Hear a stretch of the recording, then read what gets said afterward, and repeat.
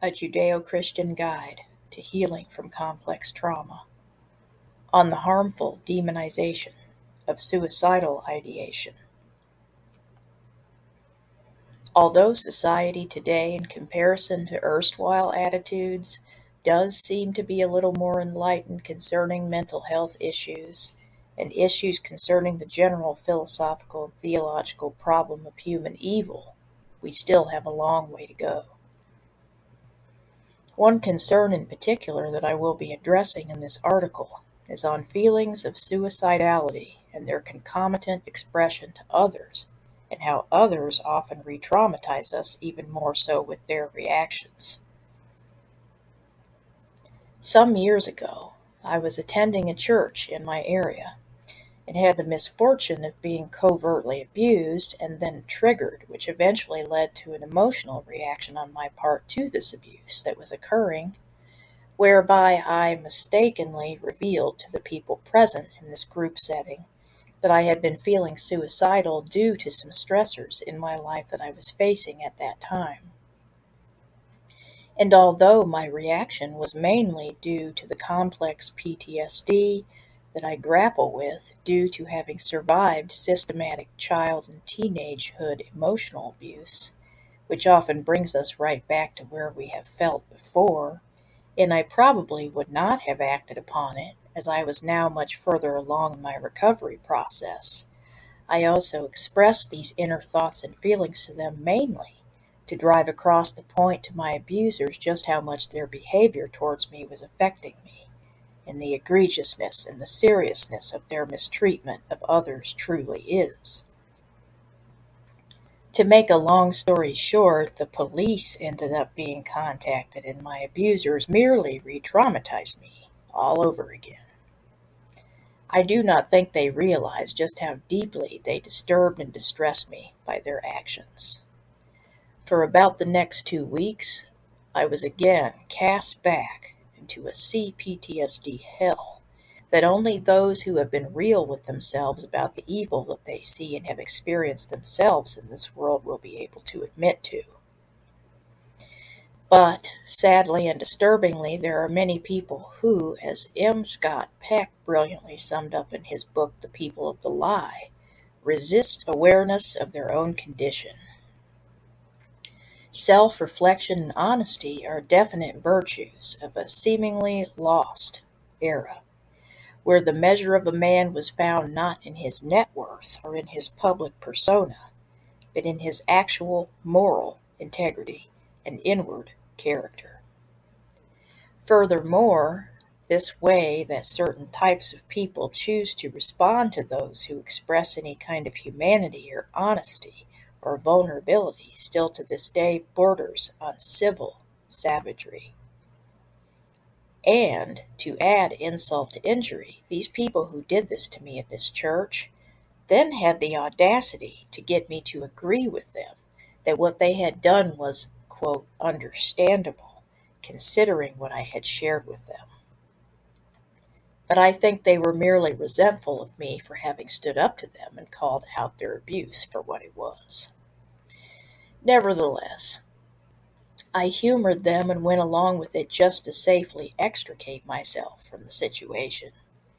After all, they had already demonstrated that they could not be trusted and were in fact malfeasant and morally bereft individuals devoid of any authentic spiritual or emotional maturity.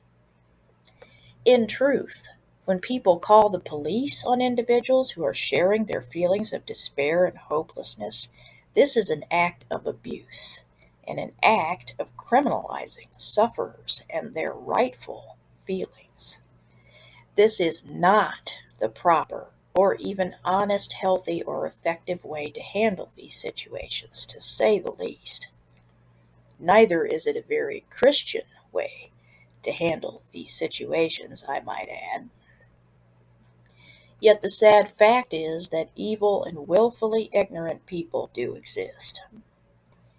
Wicked people who refuse to own their own humanity and self-same feelings, instead projecting and scapegoating those individuals who have both the courage and the love and respect for themselves and others to be honest and authentic, do exist. And those who refuse to continue the cycle of abuse and psychological violence towards ourselves and our fellow human beings will run into them quite often along our journey. Yet I have taught myself to see these kinds of people as a contrasting example of who I do not want to become as a person, and who I have chosen to allow the Lord to mold me into both despite and because of the hell that I have known, and the evil and darkness that I have witnessed and experienced. So, without them to provide this counterbalance, I may not be the person that I am today, and I thank God for creating a world with both good, God-fearing, and loving people in it, as well as a world with depraved, malignantly narcissistic, and character disordered people in it. Without the bad, we could not develop or appreciate the good. And without a dissension or two to Hades, I would have never learned to reach for heaven. And without being forced to look the devil and his horrors straight in the face, I would never have found my place in the arms of my heavenly Father. Without taking that inward sojourn into my own truth, I never would have found the profound resiliency, peace, joy, and abiding fulfillment that I have in serving the Lord and in serving others. And on top of that, I never would have found my true identity, a child of God, and would have allowed my abusers to triumph, and worse yet, evil to triumph by becoming yet another flying monkey for its circus of human cowardice, trickery, torment, and malice. And those who rescourge our wounds may think that they have won the battle, but they haven't won the war. Not with this seasoned veteran of the Lord's army. For the sword of truth and the breastplate of righteousness are more finely honed and staunch than any of the devil's weaponry. Moreover, my own personal experience.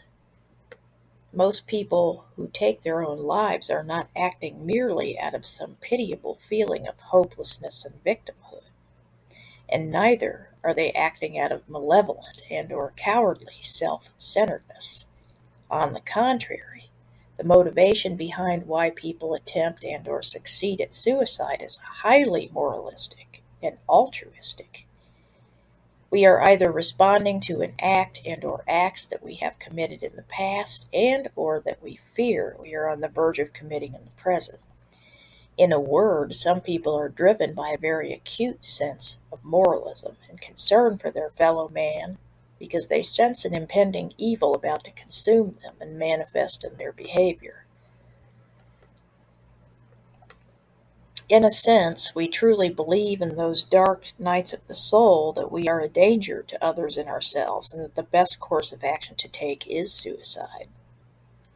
The last suicide attempt that I made, I was motivated mainly by the acute awareness and hypervigilance born out of being a survivor of systematic childhood emotional abuse and the complex PTSD that I was, as of then, undiagnosed with, of my own vulnerability to the evil in the world and the state that I was in. In my mind, I had vowed to never allow others with ill intent to have that much control over me again. I saw no choice but to take my own life by my own hand, rather than allow society to slowly and systematically murder me in a more existential and psycho-spiritual sense, day by day. Now I recognize, having been properly self-diagnosed, that this was a feature of my complex PTSD and the deprogramming, reprogramming, and healing process that I was going through. Yet, a lot of people fail to dig deep enough inside of their own private pain and darkness to be able to understand the true motivation behind why anyone would take their own life. The bottom line is, it's nobody else's business but God's. Only He truly knows what we struggle with. I do believe that we will face a loss of reward should we ever take our own life. But for those who are truly reborn again and remained firm until the end, even though they created their own end, they will not be eternally condemned.